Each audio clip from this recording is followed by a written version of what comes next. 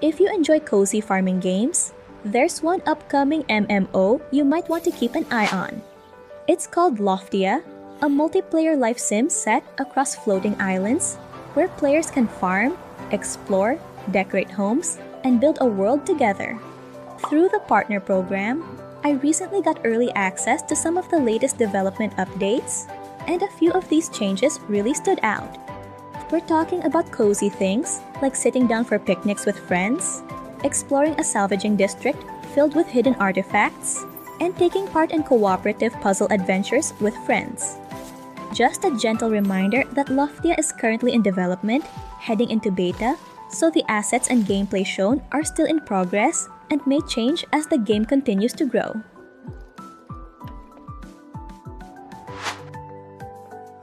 Let's start with something small, but definitely one of my favorites in games like these. You can finally sit. Players can now relax on benches around the world, sit on furniture inside their homes, or even set up cozy picnics with friends using pillows and mats. And while that sounds simple, getting this feature to work in a multiplayer world actually took a lot of engineering. The result is a small feature that adds a lot of life to the world. You can imagine finishing a long day of farming, meeting a friend in the city, and just sitting together to enjoy the view from one of the floating districts. And speaking of districts,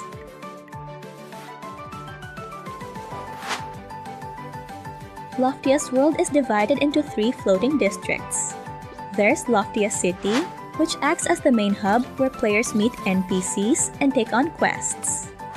There's the Hanging Gardens, which focuses more on farming, fishing, and gathering. And then there's the Salvaging District. This area is still in development, but it has a more rustic urban feel where players can salvage materials, experiment with technology, and uncover remnants from the past. One neighborhood inside this district is called the Concrete Jungle. It's a moss-covered area filled with damaged buildings and broken infrastructure left behind after a mysterious event known as the Uplift. Over time, nature has slowly reclaimed the space. So when you explore here, it feels like discovering a forgotten city that the world has begun to heal around. And this district also introduces one feature a lot of players have been asking for.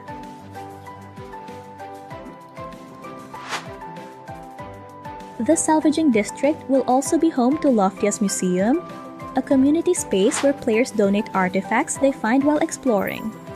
As more items are contributed, the museum gradually grows and evolves. Instead of being a grand, formal building, Loftia's museum is designed as a cozy retro space filled with nostalgic objects from the 80s, 90s, and early 2000s. Things like old gadgets, posters, and forgotten tech. It's the kind of place where you might walk in and suddenly recognize something from your childhood. And the way you find these artifacts is also pretty interesting.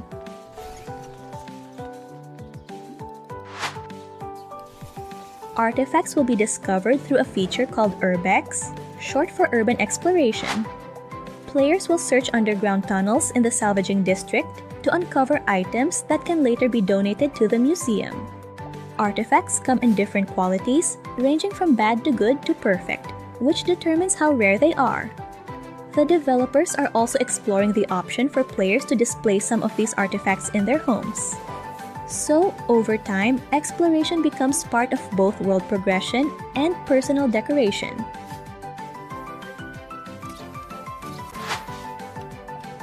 Another area the developers have been improving is farming. During the game's alpha testing, players gave 3 main pieces of feedback. First, it was difficult to aim when planting or watering crops. Second, it wasn't always clear how long crops would take to grow or when they needed watering. And third, the farming interface sometimes felt a bit clunky. So the team made several changes. Crop growth time and watering needs are now visible directly in the world near the plants, so you can quickly see what your crops need. They've also added tile markers to make planting and watering more precise. And the farming UI now only appears when you're near crops with a seed bag or watering can equipped. Which means when you're just relaxing on your island, the interface won't clutter the screen. And if you enjoy cozy game updates like this, and want to stay updated on games like Loftia as they develop, consider subscribing. I share cozy farming sims, life sims, and story-rich games that help you discover titles worth your time.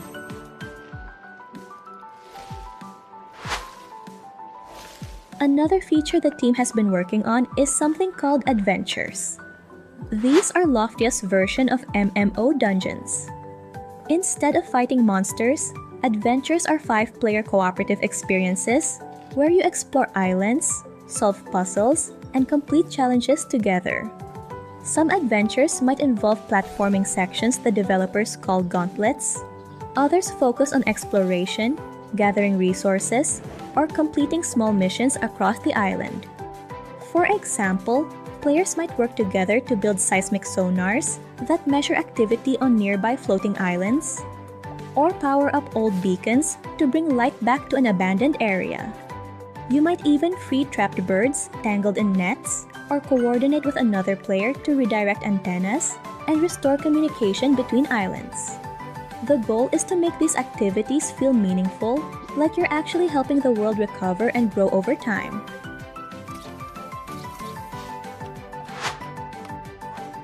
And that idea of rebuilding the world also connects to another system called community projects.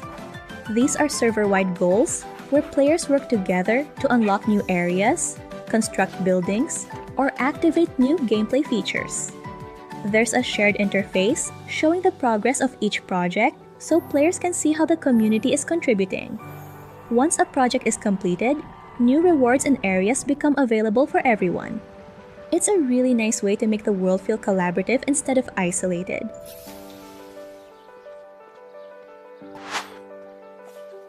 And finally, the developers also added new black and textured hairstyles after feedback from players who wanted more representation and longer hair options. And I love them for it. More styles are planned in the future as the customization system continues to grow. Overall, Loftia is shaping up to be this really thoughtful take on the cozy multiplayer genre.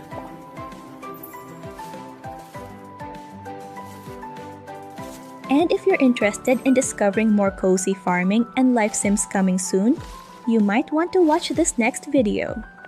I recently put together a guide to upcoming cozy games releasing in 2026, including Loftia and several other really promising titles. If you love cozy farming games, but hate realizing 10 hours in that a system just isn't for you, that video will help you find the ones that fit your playstyle. So click the video on screen and I'll see you there.